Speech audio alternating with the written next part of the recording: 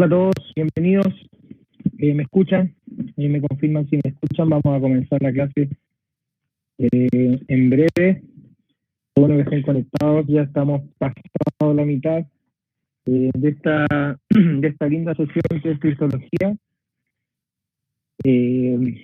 Gracias por ser puntuales, gracias por estar aquí desde un inicio, y vamos a comenzar la clase. Como ven aquí, nosotros en las primeras dos clases ocupamos 2 clases para cada una, ya son 8 sesiones, van a ser un poquito más, y esta es la sesión número 5, y vamos a ver la Cristología para los reformadores, y creo que ya estamos pasados la mitad. Es algo sorprendente, ya estemos en la mitad del tercer curso de Rubik. Siempre que llegamos a la mitad lo marco para que se animen a seguir, y la verdad es que de aquí en más van a ser muchas sorpresas, va a ser muy bonito, va a ser muy bueno, muy entretenido. Si les ha gustado la clase hasta ahora, les va a fascinar lo que viene. Si han aprendido hasta ahora, van a aprender mucho más con lo que viene. Vienen invitados súper buenos. Por ejemplo, la próxima semana viene una sorpresa muy especial, un amigo mío de años y una persona que ha trabajado muy cerca con muchos seminarios y muchas otras instituciones. Va a ser una sorpresa muy buena. Y obviamente las otras dos últimas sesiones también vienen invitadas, esperemos. Y la última sesión esperemos también hacer un conversatorio con todos y con ciertas dudas también que puedan aparecer y otras cosas. Hoy día vamos a ver un poco la cristología para los reformadores, pero también viendo cómo se entrelaza el Jesús histórico que vimos, ¿ya? Y el Cristo clásico, el Cristo doctrinal, el Cristo de la teología sistemática, con esos conceptos medios técnicos que les comentaba también por chat, para que también pudiéramos resolver ciertas dudas y todo lo demás. Así que mientras hacemos un repaso, ¿okay? Voy a estar repitiendo eso igual dentro de estos minutos, pero mientras hacemos ese repaso, les voy a pedir que si hay dudas, puedan hacerlas ahora, no se queden con ellas, y cualquier cosa vamos a ir resolviendo, ¿ok?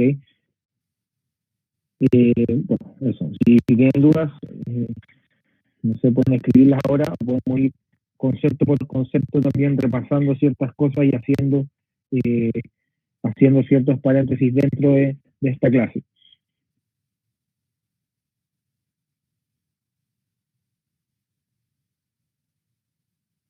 Perdón. Dentro de esta clase, de la clase pasada, vimos estos 4 conceptos, ¿okay? La deidad de Cristo, la eternidad de Cristo, la kenosis y la necesidad de redención, ¿ya? Vamos a empezar pasando esto, que lo primero sería la unión, la eternidad de Jesús, la diferencia de los nombres. No sé si quedó claro eso. Más adelante viene una cita muy buena de un concilio que decía que si bien sabíamos que estaba la eternidad del Hijo, este personaje Jesús había aparecido, y eso es lo técnico que se decía en ese concilio: Jesús había aparecido dentro de la historia. Y obviamente esta es la teología detrás de este nombre, Jesús, que por decirlo de alguna forma, eso representa el lado humano de Cristo, y la traducción también de Cristo o Mesías, que su significado traducido al español es ungido, es el rey.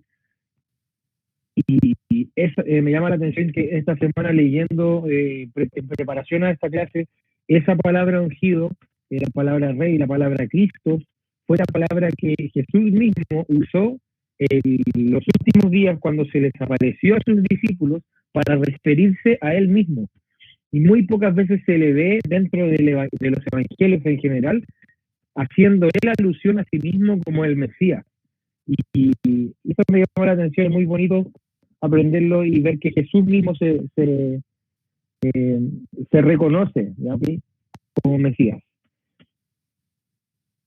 Además de eso, también vimos estas 3 señales dentro de la Biblia de distintos pasajes, eh, que el unigénito, que es Jesús, que nuestro Señor, eh, es un ser eterno, ¿okay?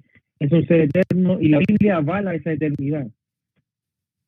Jesús no es solamente un ser histórico, sino también un ser eterno. Y lo vimos también con esto, espero estén claros con esto, si no, obviamente pueden hacer todas las preguntas necesarias, pero dentro de la clase anterior vimos un video aclaratorio y vimos también a Jesús dentro del Antiguo Testamento, ¿ok? Y es bonito ver que Jesús no solamente estuvo presente o está presente desde que fue concebido, ¿okay?, por María y el Espíritu Santo, sino que estuvo a lo largo de toda la historia.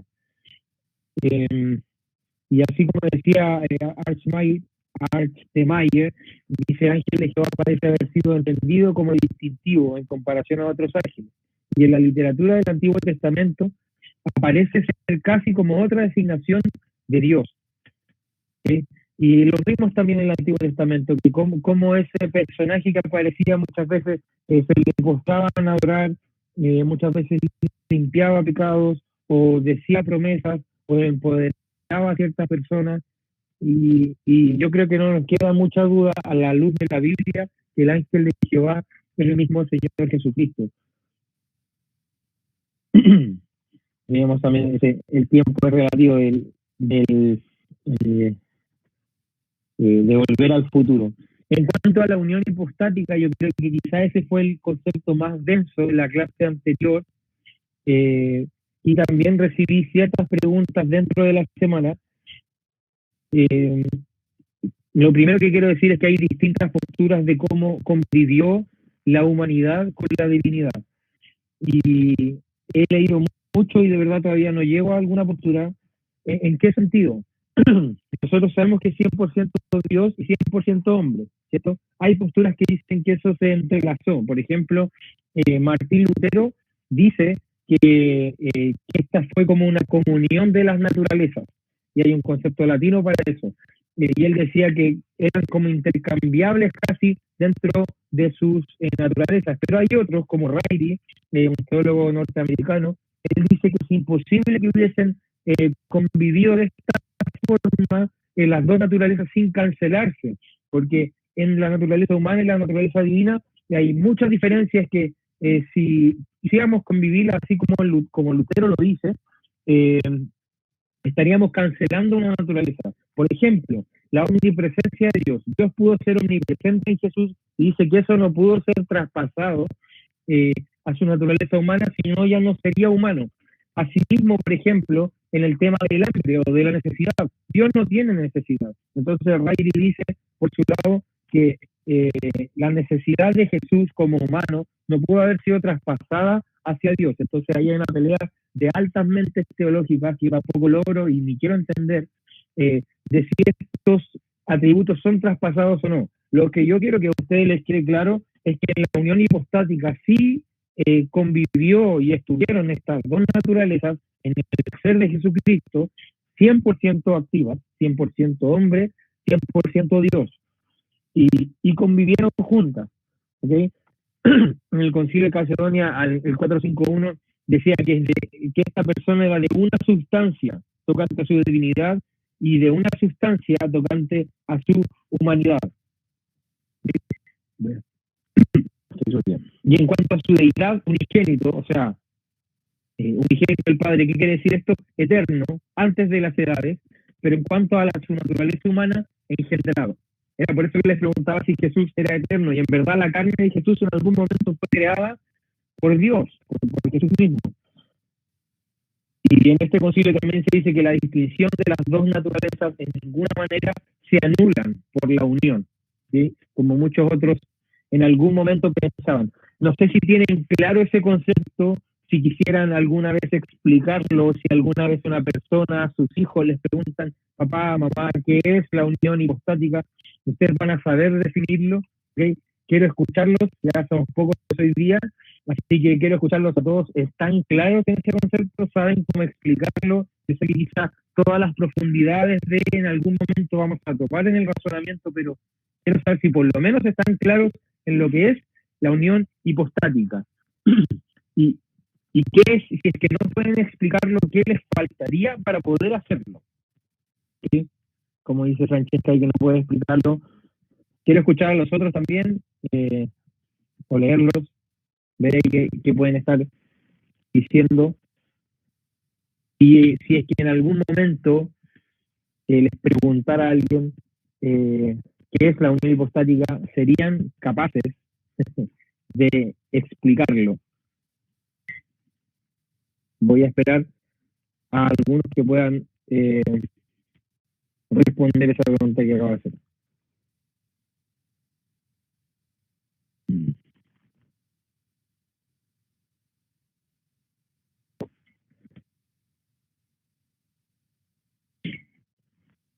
Quiero igual escuchar a los otros, ver qué están diciendo, y si hay alguna otra persona, si yo alguna vez les preguntara, o si el pastor les preguntara,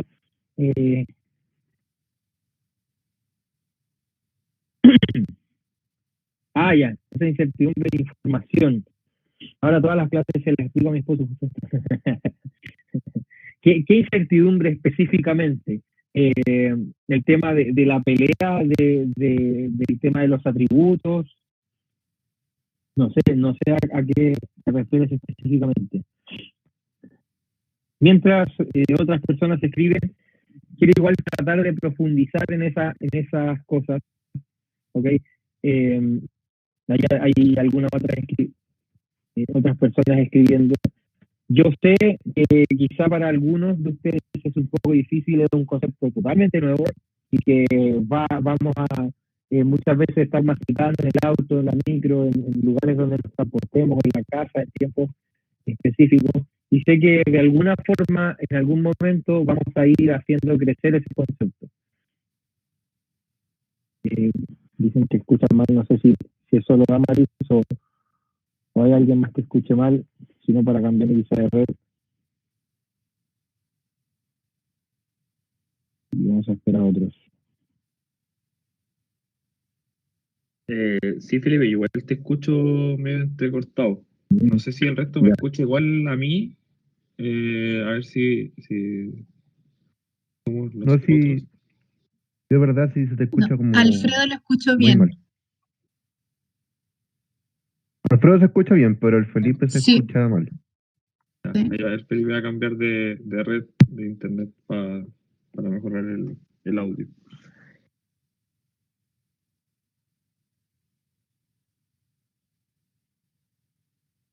Segundo.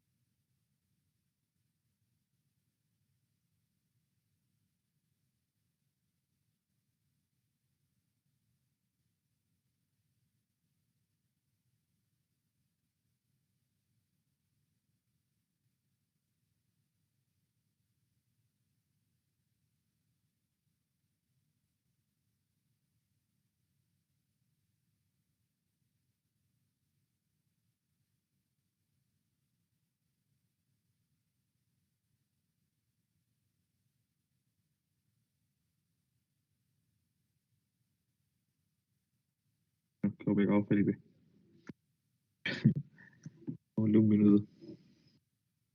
Pero ahí ya está, ahí volvió. Ahí estamos, no sé si me escuchan bien. Escucha mejor. La cámara Ya. no está pegada. Vamos a tratar de resolver eso. Dame un segundo.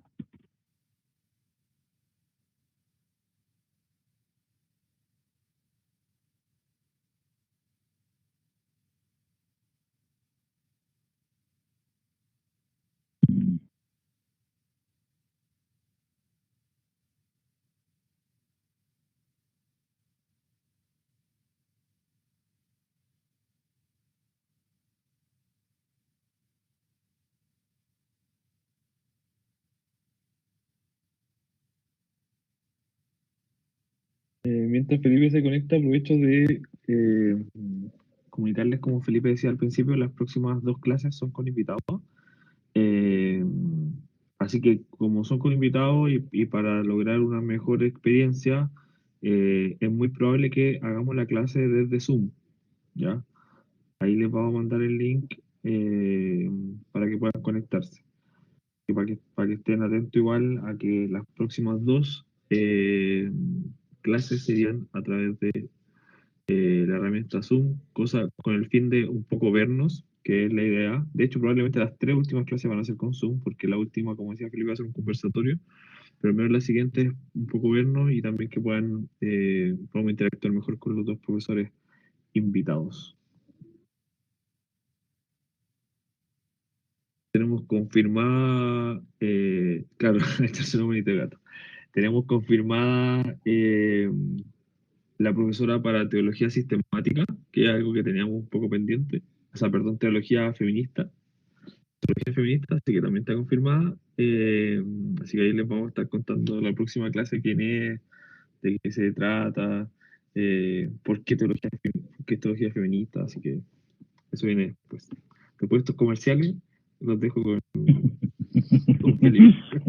Gracias por la propaganda, por el relleno. Perdón por el impaso. Ojalá me escuchen mejor, le bajé un poco la calidad de la cámara. Da lo mismo como me da la verdad. En el Concilio de Calcedonia ya se vio este tema de las 2 naturalezas. Estábamos hablando un poquito de eso. Y quizá pueden, dentro de ese concilio, ustedes pueden buscarlo y ver a qué llegaron los padres de la iglesia, ¿ok?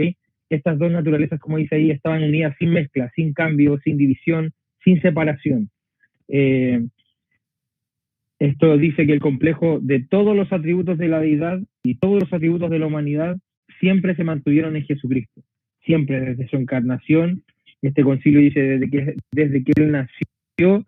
Es muy difícil de entender, obviamente, en una mente humana, pero ese bebé era 100% hombre, lloraba por hambre, se hacía en sus pañales, y 100% Dios.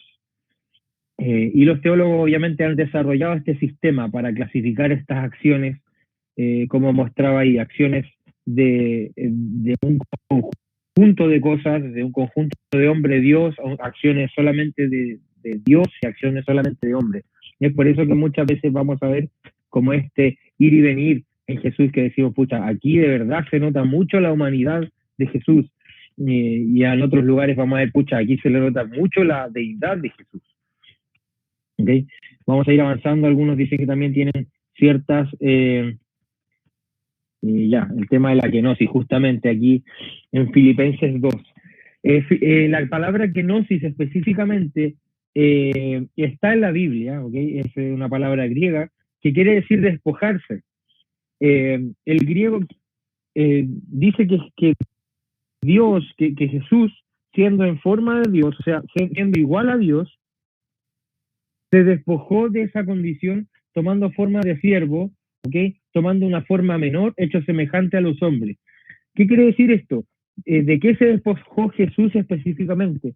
En ese bajar de categoría, de llegar de ser Dios y bajar a ser humano, hubo una pérdida o un pause en ciertos atributos que tenía como Dios. Específicamente, yo creo, en su gloria. Lo más probable es que sea en su gloria. Que tuve contigo desde el principio. Y eso nos da a entender 2 cosas. Una, que Jesús no estaba mostrando su gloria completa.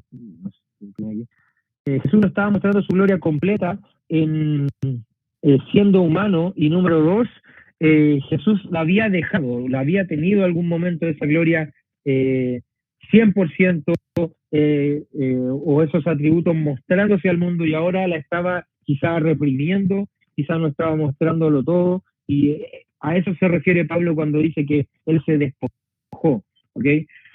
Y dice aquí, hay un autor que dice, es contra el espíritu del Nuevo Testamento afirmar que Jesús se despojó de su divinidad. No quiere decir que Jesús dejó de ser Dios, ¿Ok? Eso no está diciendo Pablo. Él no renunció a ser Dios ni a Dios. Él amó la humanidad y eso significa y tomar la condición de siervo. ¿Qué quiere decir esto? Que la humillación que Jesús tuvo que pasar de llegar a ser Dios a ser hombre, y todo el video, se está cortando ya. De dejar de ser Dios a ser hombre, me avisan si se escucha un poco mejor, si no va a tener que cambiar. Eh, Dejar de ser Dios a ser hombre, mal, ya. Vamos a ver si me cambió. Mil disculpas por el empache.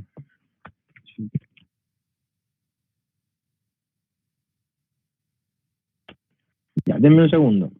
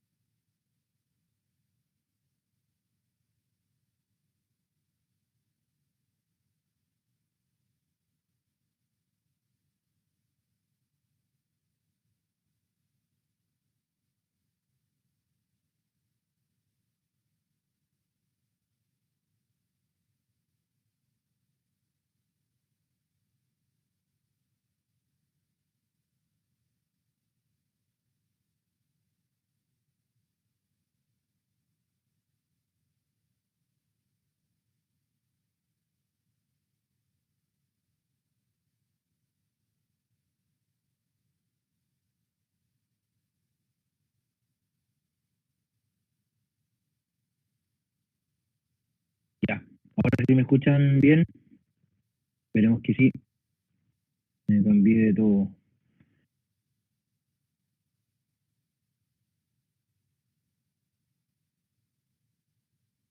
¿Me escuchan? Uno, dos.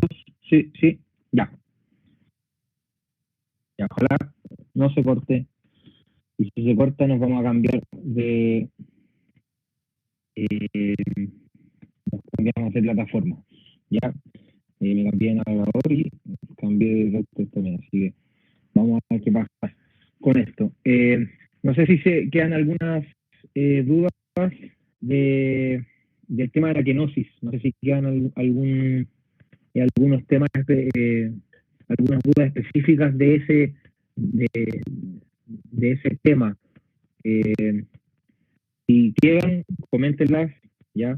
No sé si en alguno de ustedes queda algo, si pudiesen explicarlo quizá en algún momento y decir, quizá abrir Filipenses 2 y comentar que Jesús dejó cierta gloria en anterior los escucho, a ver si o los leo, eh, si hay ciertas dudas, si hay eh, no sé, ciertas cosas, si en verdad es un tema que podrían explicar o que por lo menos podrían entender. No se escucha. No vamos a seguir.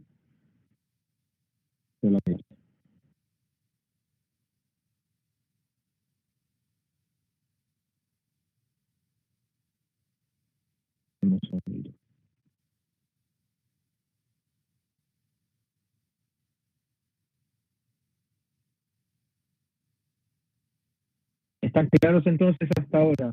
Unión hipostática, kenosis. Vamos a ir a la diapositiva número 21.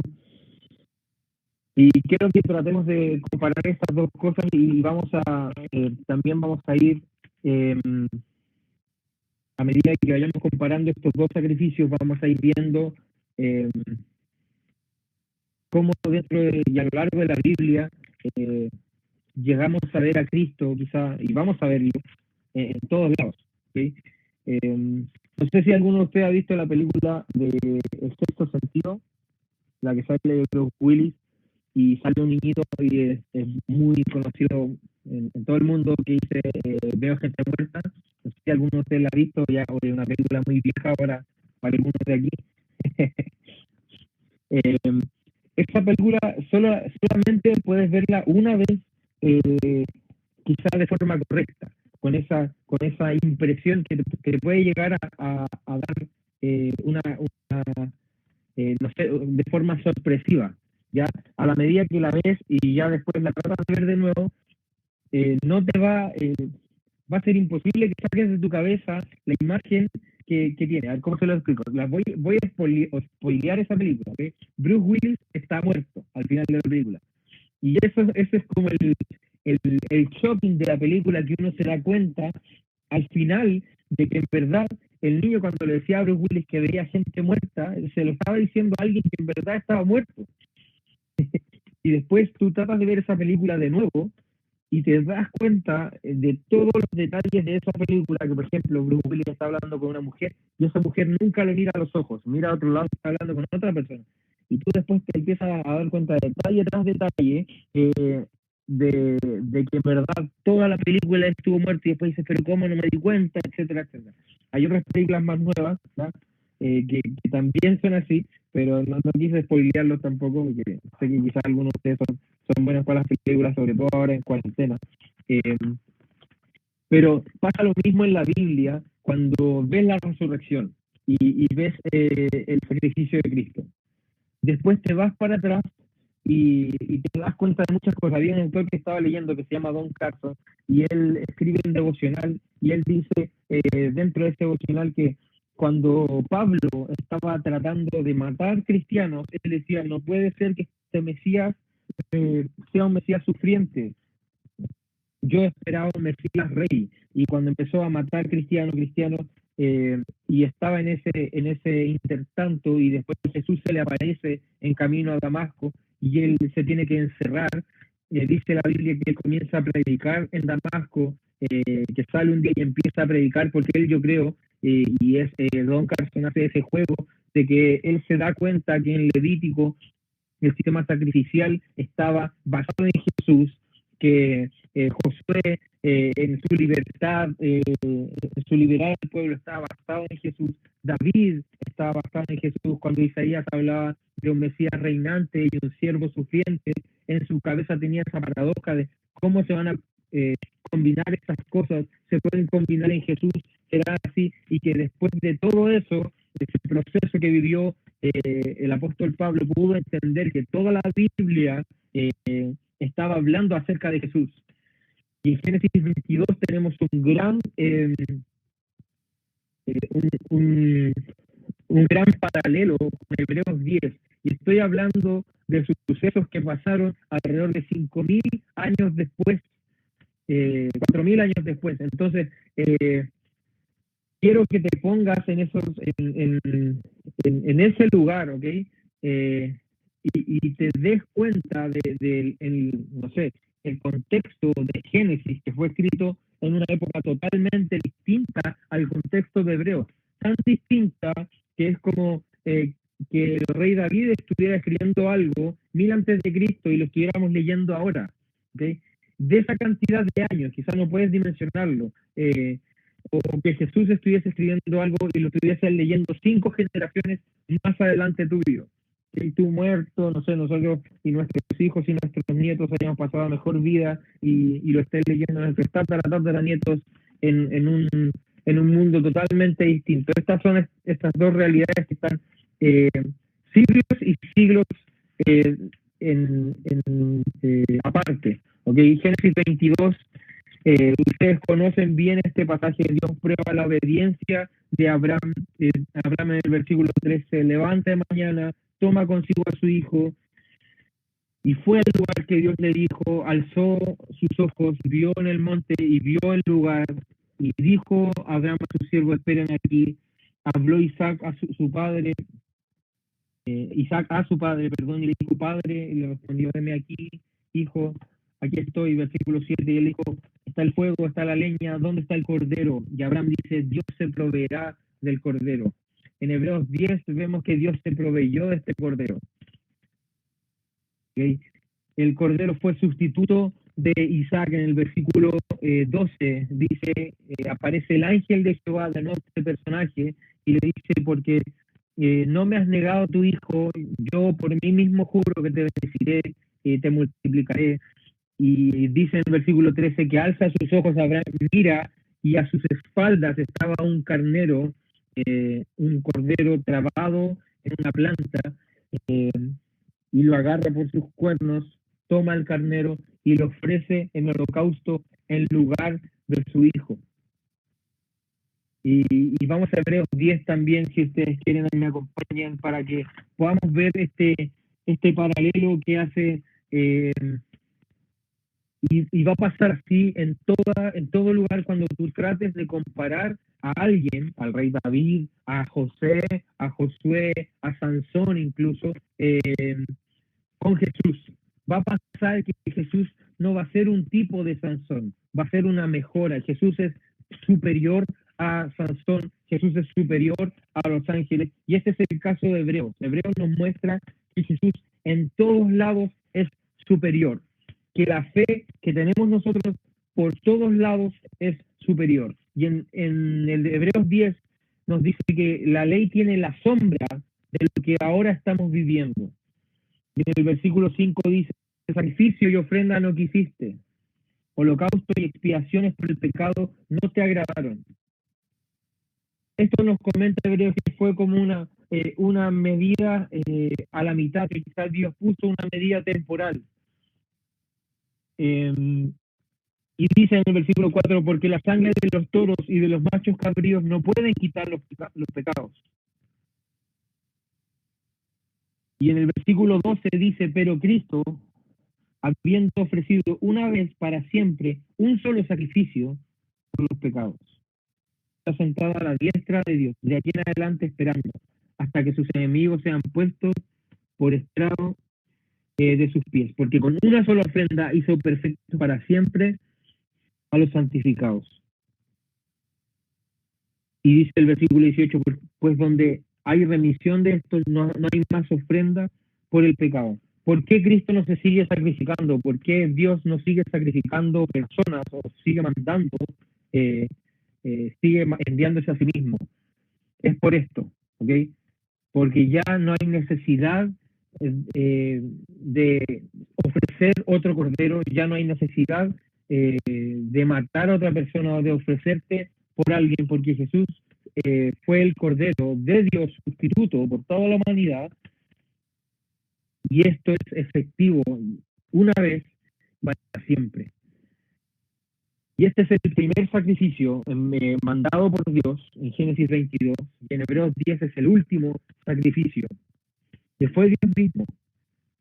Y vemos un paralelo entre un cordero, entre el primogénito de Abraham, y Abraham diciendo, bueno, vamos hijo, y en Hebreos nos muestra que si bien el sacrificio animal es insuficiente, y tenía que hacerse todos los años, y a cada rato que tú pecaras, para que tú demostraras que en verdad estabas pensando que tu pecado era precio de sangre, cuando Jesús muere, es un sacrificio eterno, es un sacrificio que dura para siempre. ¿Okay?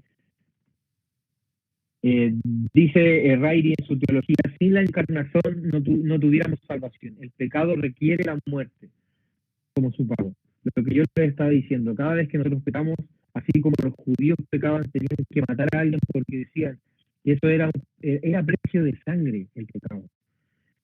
Incluso Hebreos después, o dentro de estas advertencias, nos dice en un pasaje, porque si pecáramos deliberadamente, ya no hay otro sacrificio para nuestros pecados. Todas las personas que no quieren aceptar el sacrificio de Cristo, no hay otra persona que venga a redimirlos, sino dice una horrenda expectación de fuego que ha de devorar los adversarios. Eso es una parte de Hebreos que se llaman advertencias contra el pecado deliberado. Y así lo habla Hebreos. ¿Por qué? Porque Jesús ya no va a bajar nuevamente a morir. Si pecaremos deliberadamente o si rechazáramos este sacrificio, ya no hay otra cosa.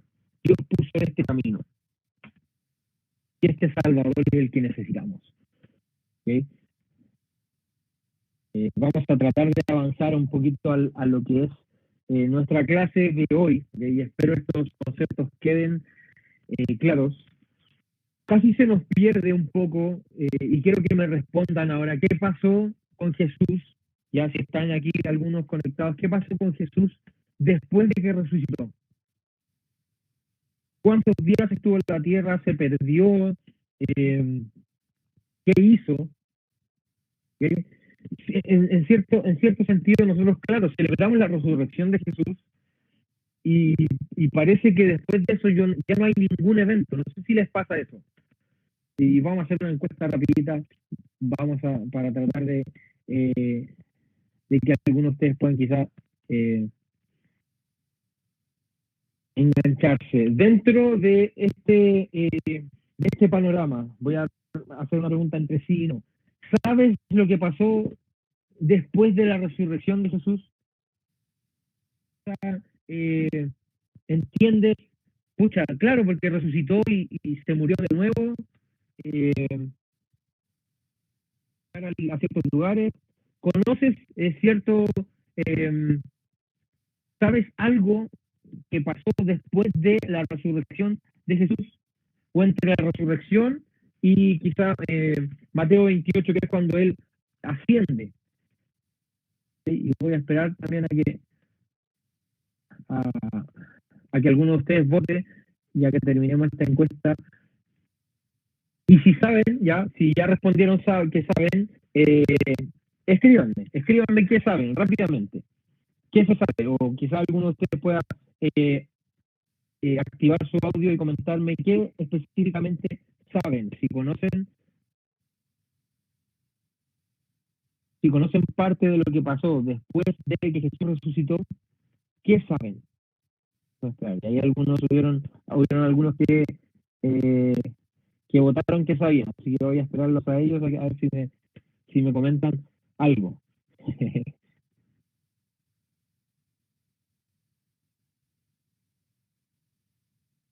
Ya está escribiendo, que bueno.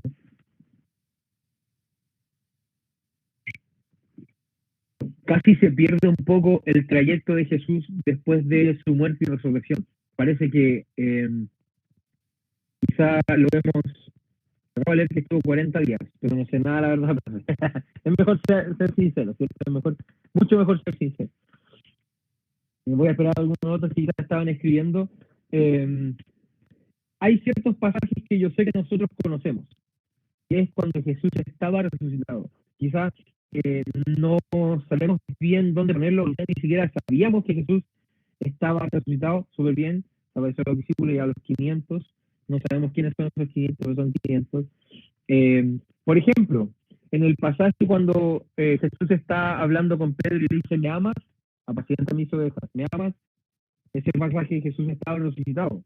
En el pasaje que Jesús se desaparece a los discípulos en el camino a Emaús, y Pedro le dice, eres el único que no se ha dado cuenta de lo que ha pasado este último tiempo en esta ciudad.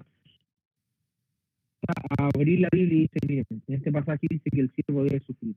En este pasaje en Éxodo habla de un sacrificio perfecto, en el cual por eso el Mesías tenía que sufrir, etcétera, etcétera. Y después se les desaparece y ellos dicen, no ardía nuestra operación cuando este hombre hablaba.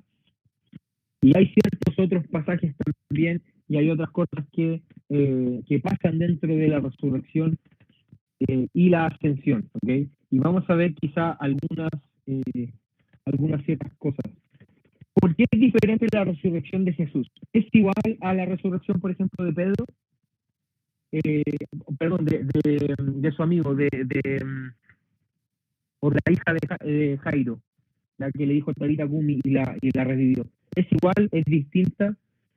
Incluso dice que cuando Jesús murió, muchos sepulcros se abrieron, Lázaro, gracias, muchos sepulcros se abrieron y salieron de entre los muertos personas. Y si no han leído eso, búsquenlo. Algunos dicen que son los zombies.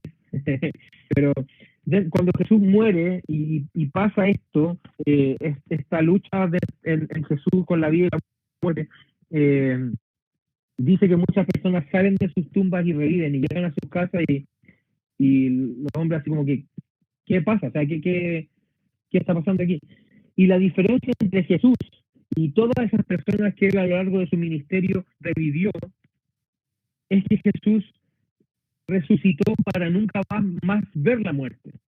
Lo más probable, y obviamente Lázaro, cuando Jesús lo revive y le dice, sal de allí, lo más probable es que después haya muerto de viejo. Si no, todos los padres de la iglesia estarían hablando de Lázaro. La hija de Jairo, lo más probable es que después de que Jesús la revive, y así pasa con Elías también cuando revive el hijo de una mujer, reviven pero para volver hacia la muerte. La diferencia de Jesús es que Jesús primero, su resurrección es única, y segundo, su crucifixión también es única. ¿Por qué no adoramos a otras personas que también fueron crucificadas? Habían dos ladrones al lado de él. Fue crucificado. Santiago también parece que fue, creo que Santiago es el que fue crucificado también. Entonces, ¿por qué no adoramos a esas personas y sí adoramos a Jesús? No sé si se lo han preguntado alguna vez. La Biblia nos dice que todos, ciertamente todos hemos pecado, todos nos merecemos, por cuanto hemos pecado, nos merecemos la muerte, hemos pagado la muerte. Pero Jesús vivió una vida intachable, vivió sin ningún pecado, no tuvo ningún mal pensamiento dentro de su vida, no tuvo ningún mal deseo dentro de su vida. Todo lo hizo en base a la santidad. Y al morir, lo que Jesús representa, primero es la maldad humana de una persona que era santa, que era Dios mismo enviado para nosotros y que la humanidad lo rechazó. Eso es lo primero que demuestra Jesús. Y lo segundo es que la humanidad lo llevó a la muerte, pero él no merecía morir. Y nunca había pecado. ¿Okay? No es como alguien, no es ni siquiera alguien que se le emitió un mal juicio. Es alguien que nunca debió morir. Y al pasar eso, Jesús, y al tener el poder de la vida, porque Él es vida, Él es la vida, el pecado y la muerte que habían tenido el imperio a lo largo de los siglos, ¿ok? Llegan a este momento y se encuentran con que tienen que quitarle la vida a la vida misma. Y llegan a esto y dicen, no se puede. Y Jesús con esto puede quitarles el imperio del pecado y de la muerte. Y por eso Pablo dice en Romanos, ¿dónde está muerte tu aguijón? Pulcro tu victoria. Y dice que se olvida en la muerte en victoria. ¿Qué pasa con eso? La muerte, el imperio de la muerte fue absorbido por Jesús cuando Él murió. Exacto. Jesús experimentó la muerte, pero ni Enoch ni Elías. Wow. Muchos algunos dicen que tampoco. Eso pasa con la diferencia de la resurrección. Y aquí está, hay un pasaje específico que quiero que veamos dentro de este tiempo que nos queda.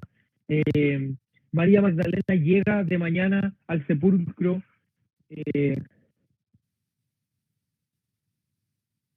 Ve que está quitada la puerta del sepulcro, le dice a Simón y a Juan que está quitada la puerta del sepulcro, les dice, se han llevado al sepulcro al Señor, no sabemos, y salen corriendo Pedro y Juan al sepulcro, corren, dice ahí que Juan corre más deprisa que Pedro,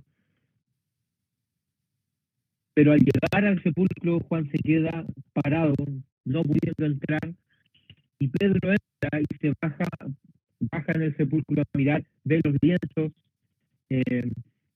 del sudario que era para quitarle el olor al cuerpo, no puesto dentro de los lienzos, sino como enrollado aparte. Y cuando entra Pedro, que ustedes saben que es más avasallador, y Juan se queda afuera y ve que está Pedro adentro, quizá por miedo, Juan entra detrás de él y dice que Juan ve y cree. Y ninguno de los dos había entendido la escritura aquí en el versículo 9, que era necesario que él resucitase. Pero María Magdalena estaba afuera, llorando junto al sepulcro. Y llegan dos ángeles y le preguntan a María, María, ¿por qué lloras? Y María no tiene idea que son dos ángeles y le responde, porque se han llevado a mi Señor y no sé dónde lo han puesto. No se da cuenta del poder que están hablando. ¿Sí? Y quiero que traten de notar estas cosas. Y Jesús llega a ese lugar y le dice, mujer, ¿por qué lloras? ¿A quién buscas? Y ella pensó que era el jardinero, la persona que llegaba a las tumbas y las cuidaba. Y dijo, Señor, si tú lo has visto, si lo has llevado, por favor dime dónde está. Y dice María. Y ella le dice, maestro.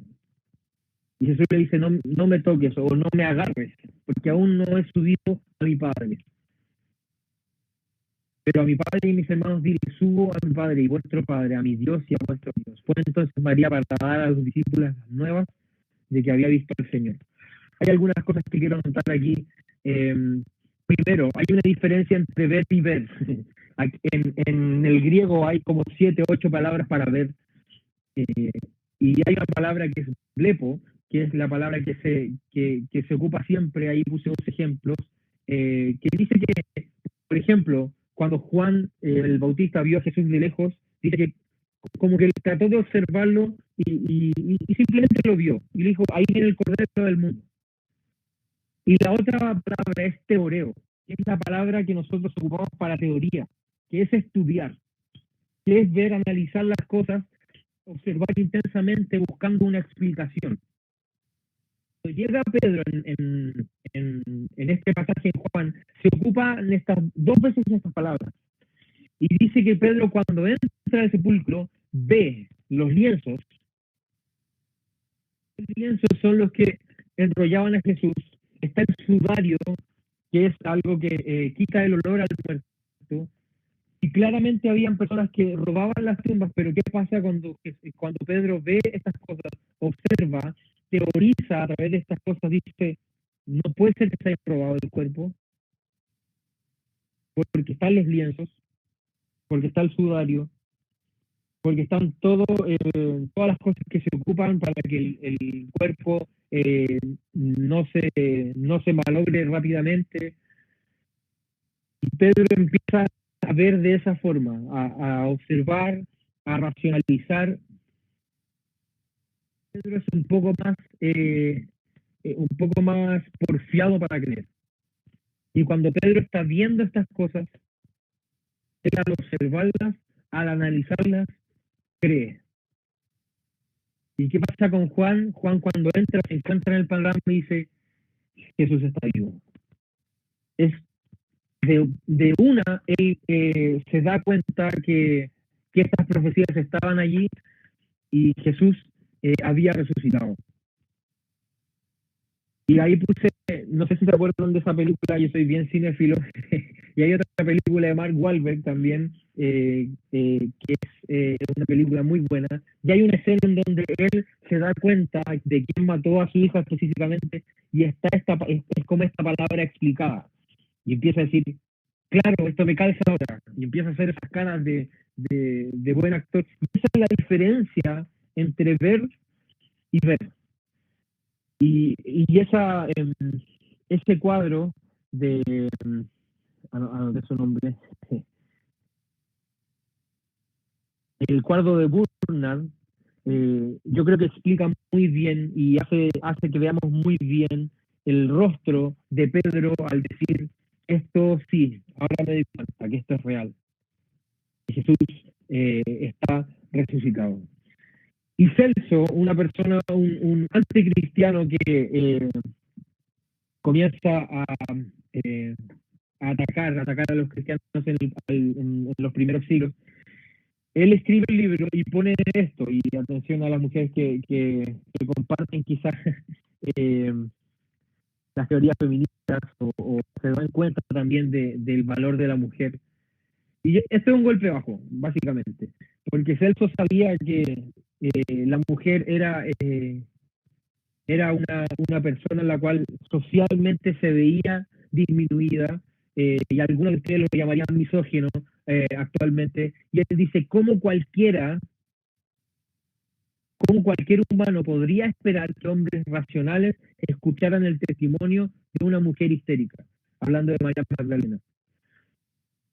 Y nosotros nos damos cuenta de eso, claro, porque es una mujer que estuvo bajo el juicio de toda la sociedad, que estuvo bajo el ojo del huracán, que Juan dice que Jesús le sacó 7 demonios y que era una de las mujeres más fieles que lo seguía, que lloró bajo sus pies por esa liberación, que él puso un perfume en los pies de Jesús que valía 1 año de trabajo. Y Celso dice, ¿cómo cualquiera puede esperar que nosotros nos demos, digamos, que el primer testigo de la resurrección, que es esta mujer histérica, y nosotros le hagamos caso? Es una palabra bien ofensiva, es una palabra bien fuerte, lo más probable es que lo funarían dentro de este contexto, pero a mí me llama la atención esta otra perspectiva que se nos da. Si hubiese sido falsa la resurrección, ¿cómo no pudiesen haber inventado una historia mejor? ¿Cómo una historia inventada podría considerar mujeres como sus primeros testigos? ¿Qué era su estatus social? La única explicación que a mí se me ocurre de este pasaje de que una mujer, de que María Magdalena, de que ni siquiera un discípulo fuese el primero en darse cuenta de esto, es simplemente que así sucedió. Es de las cosas más increíbles, es de lo que muestra más gracia dentro de toda la Biblia. Saber y entender que Jesús siempre quiso redimir la posición de la mujer que tenía en la creación. Él siempre quiso redimir. Él quiere redimir todo, él quiere redimir toda la humanidad, pero aparte de eso también quiere redimir esto. Quizás me estoy adelantando a la clase feminista, pero eso es un punto no solamente que habla específicamente del feminismo, sino también que nos muestra la realidad de la resurrección. ¿Ok? Que nos muestra que si hubiese sido una historia inventada, en verdad, no se hubiesen puesto una mujer ahí. Lo más probable es que estaría Pedro llegando allí de forma triunfal a dejarle flores a Jesús y a regar sus plantas y a hacerle quizás cierto servicio a su cuerpo, y Pedro no estaba ni ahí con eso. La primera que llegó ahí, según el mismo Celso, fue una mujer histérica. Y en verdad esto resuena entre mí, es como un golpe muchas veces, quizá para muchos de ustedes. Y estas son quizás ciertas cosas que se levantan y se van a seguir levantando dentro del tiempo. Y me gusta que Jesús, a la primera persona que se le aparece, es a María Magdalena. Y me emociona. Me emociona que cuando llega María Magdalena, claro, está ensimismada, está sufriendo y le dice, se han llevado a Cristo, se han llevado a mi maestro, y se le aparecen dos ángeles, ella no está ni ahí, se ha llevado a mi maestro, y Jesús la despierta casi. Despertarla, Jesús le dice, ¿por qué lloras? Si les gustan las películas, nuevamente, las películas de superhéroes, cuando llega Superman, por ejemplo, y revive, y se pone enfrente de un estadio y todos lo aplauden, y no sé, llega Iron Man y sale con su, quizá voy a tocar a muchos hablando mal de Iron Man, pero sale con su poder y ya con sus conferencias y llega volando y trata de recibir toda la gloria a él, pero cuando llega Jesús resucitado, es todo lo contrario, es personal. Jesús no llega a la sinagoga más grande a predicar porque él está resucitado. Jesús llega a una mujer. Y además, cuando Jesús llega a una mujer, Jesús es delicado y le pregunta, ¿por qué estás llorando?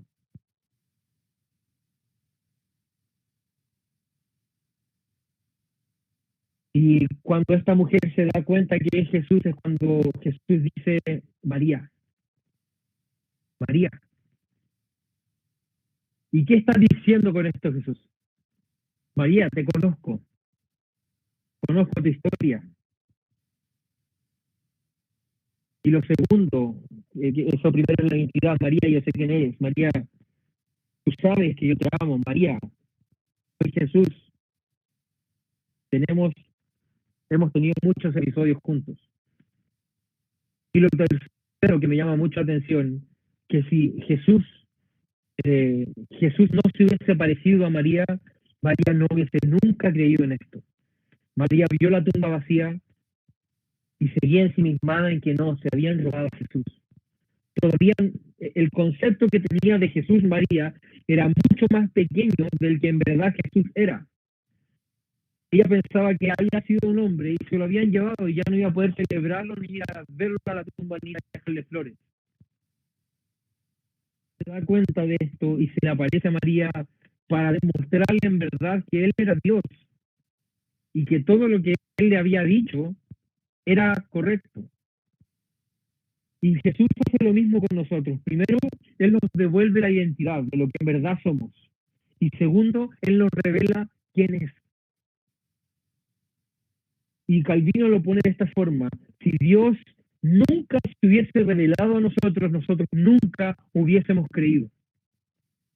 Él tuvo que intervenir en nuestro camino. Él tuvo que revelarse de alguna forma. Él tuvo que interrumpir nuestra vida de pecado, llegar a nosotros y decirnos, María, Francesca, Damaris, Camila, Alejandra, Marcelo, Gerardo.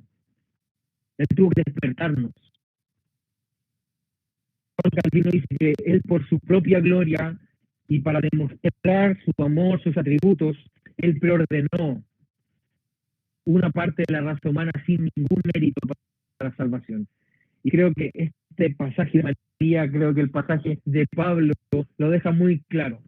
Cuando Jesús interviene el camino y se revela sin ver una decisión propia. María nunca pasó al altar y nunca dijo, voy a aceptar a Jesús como mi salvador personal. Fue Jesús el que llegó, derribó la puerta, se metió y le dijo a María. Jesús se ve en otras ocasiones diciendo, abriéndoles la mente para que entendiesen ciertas cosas. Y muchas veces tú puedes pensar que quizás estás decidiendo por el Señor, pero en verdad el Señor no está quizás tocando a la puerta como dice en Apocalipsis, porque ese es un pasaje distinto y lo hemos hablado en clases anteriores. Jesús muchas veces no toca la puerta como un caballero, muchas veces llega con el búnker y derriba la puerta y se muestra como Señor y como en verdad es Él. Y ese es el Evangelio. Y no sé si ven alguna diferencia con Celso. No sé si ven alguna diferencia moral de los argumentos de Celso y los argumentos del Evangelio. Que los argumentos de Celso nos descalifican a la mujer. Pero los argumentos del Evangelio de Jesús dignifican a la mujer. Qué precioso es tener un Señor como nuestro Señor. Y el backstage de la cruz, yo lo he puesto, que es el 1 Corintios 15, que lo hablaba Gerardo también un poco más arriba, que esta carta escrita en 50, 60, algunos quizás 30 años después que Jesús había muerto, dice en el versículo 3, primeramente les enseñé lo que asimismo recibí, que Cristo murió por nuestros pecados, conforme a las Escrituras, conforme al Antiguo Testamento, que fue sepultado y que resucitó conforme al Antiguo Testamento. Y después nos dice lo que pasó después. Apareció a Cefas, después a los 12, después apareció a más de 500 hermanos a la vez, de los cuales muchos viven aún y otros ya duermen. Después apareció a Jacobo, después a todos los apóstoles. Y al último de todos, como un abortivo, me apareció a mí. ¿Qué dice? A todos los apóstoles. Hay otros apóstoles aparte de los 12 en ese contexto. Yo creo que apareció quizá alrededor de 600 personas. ¿Y cuál es el argumento de Pablo aquí en 1 Corintios? ¿Sabes qué? ¿Necesitas más evidencia para darte cuenta que Jesús resucitó? ¿Necesitas otro milagro para darte cuenta, para creer en Jesús? Y este es un argumento bien fuerte para las personas que buscan milagros y dicen, Señor, si tú sanas a esta persona, yo en verdad te voy a rendir mi vida y voy a hacer tu voluntad. O Señor, si me solucionas este problema, yo voy a hacer esto. Y Jesús no es un genio. Jesús no es la lamparita de Aladín para cumplirte los 3 deseos. Si necesitas más evidencia para creer en Jesús, probablemente no estás viendo ni dimensionando el poder que tiene la resurrección. Incluso había otras personas que decían, claro, yo creo en los cristianos, conozco mucho de eso, pero hay muchas ideas las cuales de verdad como que no estoy de acuerdo con ellas. Y yo les diría a esas personas, lo único que tienes que saber o reconocer o pensar es si Jesús resucitó. Porque si Jesús no resucitó, Pablo lo dice, nuestra fe es vana, nuestra predicación es vana, y de domingo tras domingo es vano. Vano es nuestra fe, vano es lo que hacemos. Pero si Jesús sí resucitó, de eso depende todo. De eso depende todo. De eso depende tu eternidad, de eso depende mi eternidad. Tienes que dar cuenta ante Dios si Jesús resucitó. Y si vino específicamente para perdonar tus pecados, sí o no. Da lo mismo las ideas quizás del Antiguo Testamento que piensas que no estás luchando con Dios porque no crees igual a Él. Da lo mismo. Lo único que importa es esto. Si Jesús resucitó, la Biblia es clara, la Biblia es real, Dios es real, Jesús vino para perdonarte. Si no, vana es nuestra fe, vano es lo que hacemos. Así es como lo dijo Pablo y así es como se lo planteó. La necesidad y la fuerza de la resurrección. 500 días. Y ¿sabes qué? Yo siempre repito esto porque cada vez me impacta más. Cuando llega Pentecostés, no hay 600 personas en la iglesia. Hay 120. Hay una quinta parte. Y si a veces tú pides un milagro a Dios y dices, pucha Señor, si este milagro se me concede, yo te sirvo, yo te amo, yo te voy a servir, y voy a creer en ti por el resto de mi vida. Es lo más probable que si ves a Cristo resucitado y recibes el milagro mayor de todos, aún así cuando llegue la reunión del Pentecostés, no vas a estar allí y vas a ser de esa cuarta, quinta parte que se perdió en algún momento. Un quinto de las personas que vieron a Jesús crucificado siguieron y se dieron cuenta que tenían que rendirse ante él. Las otras 4 partes quizás eran sensacionalistas y veían y se guiaban por los milagros y vieron que ya no seguían sucediendo milagros y se fueron, no siguieron reunidos, no obedecieron al mandato de Cristo crucificado y resucitado, el que les decía, miren mis manos, miren mi costado. Y es fuerte saber que hay personas que aún si se les aparece Cristo mismo, no van a obedecer. Eso ya no es culpa de Cristo. Quizá vamos a terminar de esta clase, si es que no hay dudas hasta allí, si es que no hay aportes hasta allí. Exacto. Pablo no quiso mencionar a María Magdalena. Habló de Pedro primeramente. Buen detalle. Vamos a ver cómo los padres de la iglesia, y eso es lo que quizás nosotros también vemos en doctrina, cómo la doctrina nos llevó a tener la idea en que tenemos Jesús ahora. ¿Okay? Clemente de Roma, uno de los primeros obispos, que nació en el 30, nació justamente cuando Jesús estaba muriendo, y pastoreó entre el 50 y el 70. Dentro de sus primeros sermones dice, hermanos, tendríamos que pensar en Jesucristo como Dios y como juez de los vivos y los muertos. ¿Por qué es importante esto? Vamos a ver un poco más adelante. Siempre se levantan energías en contra de Jesús, en contra del Espíritu, en contra de la Biblia. Y siempre lo van a hacer. Y es bueno que nosotros como cristianos tengamos una base primero bíblica y segundo histórica. ¿Sabes qué? Esto dice la Biblia y estos padres, estos teólogos, estas personas que lo más probable es que tengan mucha más experiencia que yo y quizás mucha más inteligencia que yo, lo ven de esta forma también. Y Clemente de Roma fue uno de los primeros que lo vio así. No deberíamos pensar cosas mediocres de la salvación. Jesucristo es Dios. ¿Qué recompensa al final dice le daremos? ¿O qué fruto digno de su don hacia nosotros? ¿Y cuántas misericordias le debemos? Cuando él dice eso, está diciendo que cuando dice que las misericordias de Dios se renuevan cada mañana, son las misericordias del mismo Cristo, el que las da. La persona de Jesús es igual a Dios, es Dios. Tenemos que considerarlo como Dios. ¿Sí? Orígenes y Atanasio impusieron un concepto que decía homoiousios. ¿Qué quiere decir esto? De la misma especie, del mismo ser. Y quería decir que él tuvo la misma especie de Dios y la misma especie del hombre.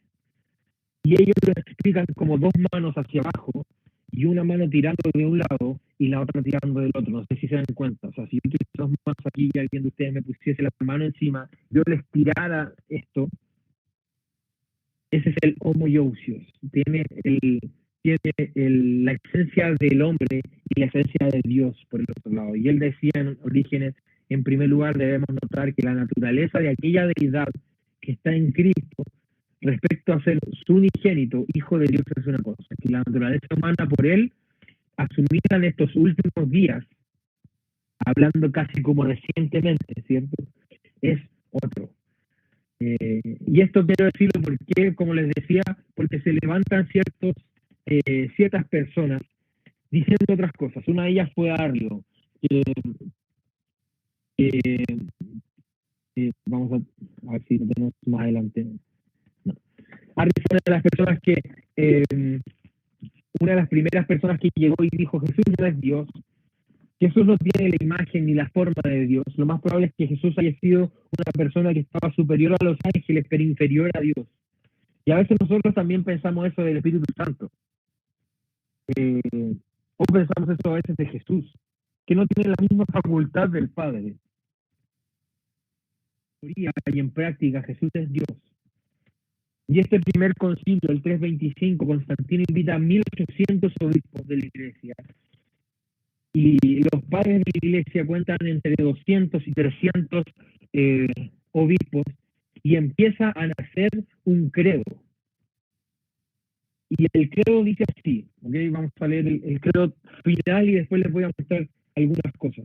Creo en un solo Dios, creo en un solo Señor Jesucristo, Hijo único de Dios, nacido del Padre antes de todos, Dios de Dios, luz de luz, Dios verdadero, engendrado, no creado, en la misma naturaleza.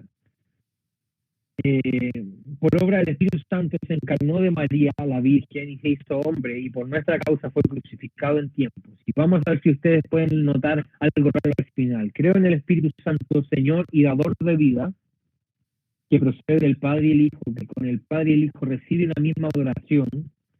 Creo en la Iglesia, que es una santa, católica y apostólica. Confieso que hay un solo bautismo para el perdón de los pecados. Espero la resurrección de los muertos y la vida del mundo futuro. Amén. Este credo es un credo que comenzó primero, como les comenté al principio, era un credo ecuménico, quiere decir eso, de muchas denominaciones, de muchas ramas, y el primer credo, por decirlo así, fue este, ¿ok? Primero no tenía nada de la Virgen ni del nacimiento virginal de Jesús, como lo cree la Iglesia Católica, y segundo, no tenía nada de la Iglesia, ni del bautismo.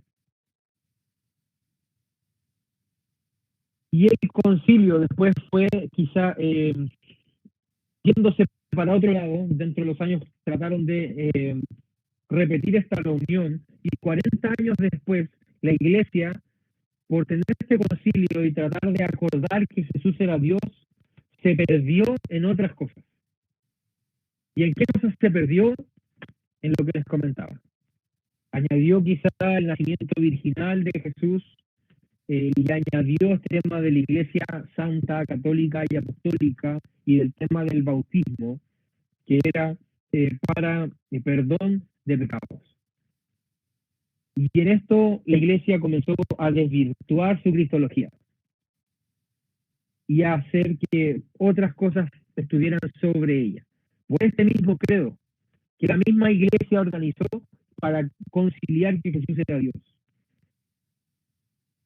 Y vamos a ver algunas cosas que después de 1600, 1700, perdón, en el año 1800 más o menos, llega este personaje y se da cuenta de esta avalancha que había generado el credo de Nicea, y dice, no, esto no está bien. No está bien que la Iglesia esté sobre lo que dice Cristo y lo que dice la Biblia. Bien. Martín Lutero, una de las frases que tiene acerca de la Reforma, dice, entonces cuando el diablo te enrostre tus pecados, y trata de leer esto conmigo quizá con la segunda intención que tenía Martín Lutero, te declare que mereces la muerte y el infierno, dile esto, admito que merezco la muerte y el infierno. ¿Pero qué? Porque conozco a quien sufrió e hizo satisfacción por mi culpa. Su nombre es Jesús, Hijo de Dios, y donde Él esté, yo también estaré. Cuando Martín Lutero escribe esto, él tiene en mente la Iglesia Católica. Y les dice, ¿sabes qué? Si la Iglesia Católica te enrostra tus pecados y te declare que mereces la muerte y no tienes para pagar la indulgencia, que es lo que te va a comprar el perdón, dile esto. Yo sé que merezco la muerte, soy un pobre infeliz, pero conozco a quien sufrió y hizo satisfacción por mi culpa. Su nombre es Jesús, Hijo de Dios. Y donde Él esté, yo también estaré. No necesito confesarme a ningún hombre.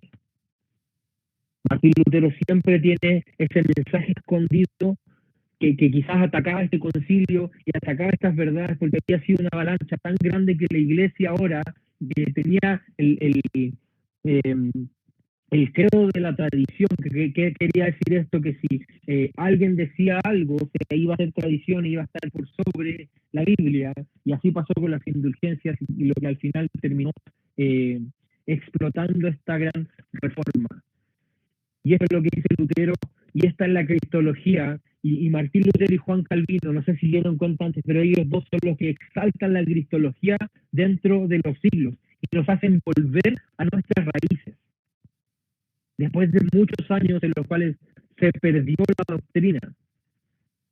Y Martín Lutero es dueño, es precursor de estas tres ideas, son 3 de 5, son 5 solas, pero él tiene estos tres pensamientos y los introduce. Primero, salvación solo por la fe en Cristo.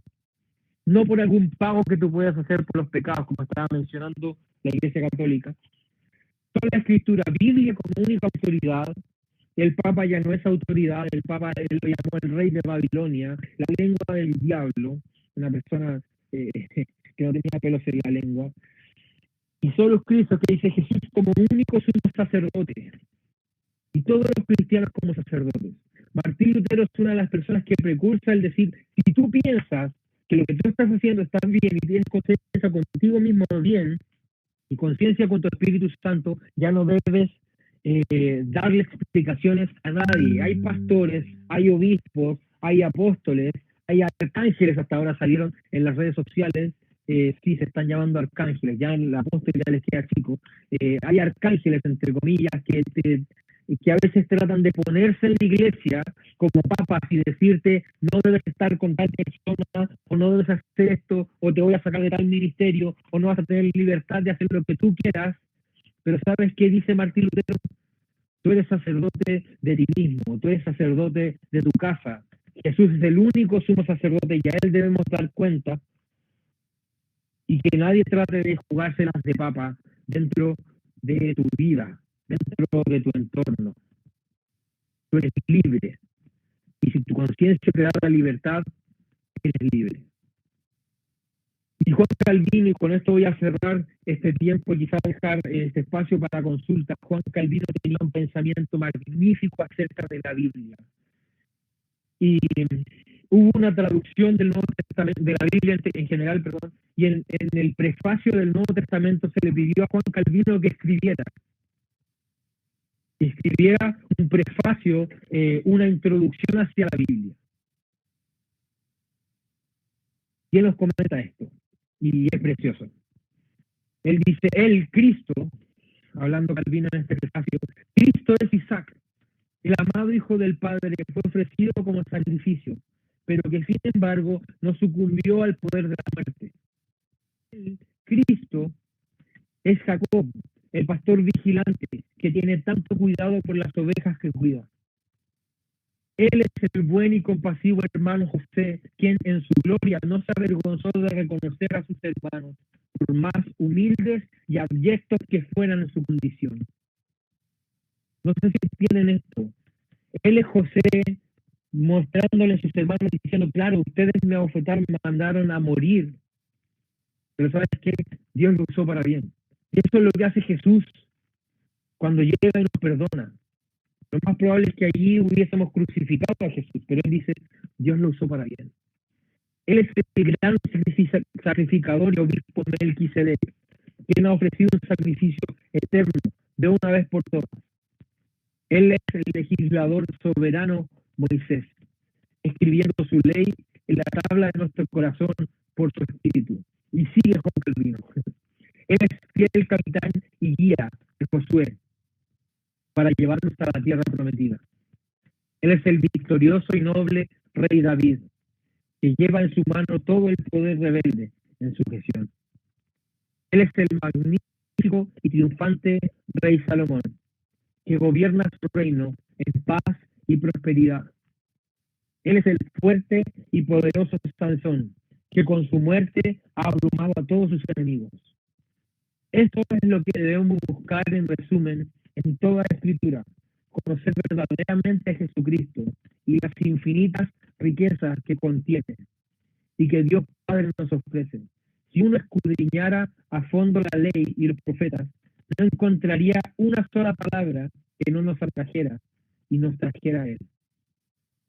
Por tanto, con razón San Pablo dice en otro pasaje que no conocería nada más que a Jesucristo, que a Él crucificado. Es el Jesús de los formadores, el Jesús exaltado por sobre todas las cosas, el Jesús que encontramos en toda la Biblia, el Jesús magnífico, el Jesús amado. Y ese es el mensaje de toda la Escritura, de toda la palabra. Y me encanta esto. Me encanta terminar con esta frase. Me encanta Juan Calvino. Me encanta su pensamiento. Me encanta que llegue hasta el final para mostrarnos a Jesús y mostrar que Él en verdad es y está presente en toda la historia. Y todo nos apunta hacia la cruz, hacia adelante, como lo hicieron todos en el Antiguo Testamento, y hacia atrás, como lo hace todo el Nuevo Testamento. Él es el centro de la Biblia, Él es el centro de la historia. En lo mejor de cada personaje, en la fuerza de Sansón, en la sabiduría de Salomón, en la música de David, en la guía, en el liderazgo de Josué, en lo mejor de cada personaje vemos a Jesús. Porque Jesús fue lo mejor en cada una de sus cosas. Y así como la gente vio que iba a pasar una raíz de David y se iba a levantar con un reino, así es como debemos ver a Jesús. Con todas estos atributos, con todos estos tipos, con todas estas con todas estas notas quizás que se nos muestran en algún momento en José, en Abraham, en Isaac. Y debemos ver a Jesús como lo vio Calvino, como lo vio Lutero, por sobre todas las cosas, y más grande y más rico que todas las cosas. Y qué bien, de verdad, qué bien terminar de esta forma esta clase. No sé si hay más preguntas o alguna otra cosa, pero si no vamos a terminar orando y orando por esto, orando por Jesús, que es más grande que todos estos personajes.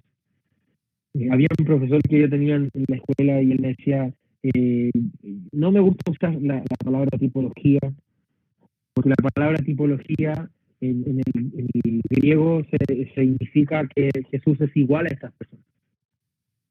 Pero Jesús es soberano sobre estas personas. Jesús es mayor a estas personas. Y él abriendo Hebreos decía, Jesús es superior a estas personas. Es superior a los ángeles. Él es Dios. Y Él merece toda la gloria, y Él merece toda nuestra oración, toda nuestra devoción. Y vamos a orar para terminar. Gracias, Señor. Gracias por el pensamiento de Juan Calvino. Gracias por el pensamiento de Martín Lutero. Gracias, Señor, por tu humildad. Gracias por despojarte. Gracias por presentarte. Por presentar tu gracia, Señor, y presentarla al más débil. Gracias, Señor, por no llegar a los fuertes, porque lo más probable es que quizás ninguno de nosotros pudiese ser salvo si hubiese llegado a los poderosos de este mundo. Gracias porque no te hiciste fuerte, no te presentaste fuerte para salvar a los fuertes, sino que te hiciste débil para salvar a los débiles. Y gracias por llegar a una mujer, a una prostituta, a una ex endemoniada. Eso nos enseña mucho, Señor, lo que es tu gracia, tu misericordia. Gracias por tu resurrección, Señor, porque es el ancla de todo lo que creemos. Y te agradezco, Señor. De verdad te agradezco hoy por, como dice Lutero, Señor, tu sacrificio, Señor, es más grande que cualquier pecado que nosotros podamos tener. Y quiero dejarlo, Señor, en la mente de los alumnos, Señor, si quizás están lidiando con algún pecado, lidiando con algún mal, que puedan, así como Lutero lo dijo, enrostrarle con mucha humildad al diablo, sí, soy pecador, pero hay alguien que pagó el precio por mí. Hay alguien que se sacrificó y ese sacrificio fue satisfactorio para pagar mis pecados. Y gracias, Señor, porque como lo hiciste con María Magdalena, como lo hiciste con Saulo, como lo hiciste con muchas personas, Señor, con Jonás, incluso. Interrumpiste en algún momento sus vidas y nos hiciste creer, abriste nuestras mentes y nos mostraste, Señor, quién eras, nos mostraste tu riqueza, Señor. Y así como dijo el apóstol Pablo, Señor, que quizás si no sabemos nada más, sino Cristo y el crucificado, ya lo tenemos todo, ya no necesitamos nada. Te amamos, Señor. Gracias por esta clase, gracias por quien eres tú, Señor. En el nombre de Jesús. Amén. Si alguno de ustedes tiene alguna pregunta, me comentan, de verdad vamos a estar bien atentos para responderlas. Sabemos que es un poco difícil, sabemos que son nuevos conceptos, pero sabemos también que Dios nos pide que nos amemos con toda su mente. Así que cada día nos vamos a esforzar para ocupar toda nuestra mente de Dios, llamarle así con toda nuestra mente. Así que los dejo, chicos. Muchas gracias por esta clase. Gracias a todos por conectarse. Nos vemos la próxima semana. Hay un buen invitado, así que no se la pierdan. ¿Okay? Y eso, vamos a estar atentos a lo que viene. Nos vemos. Chao, chao.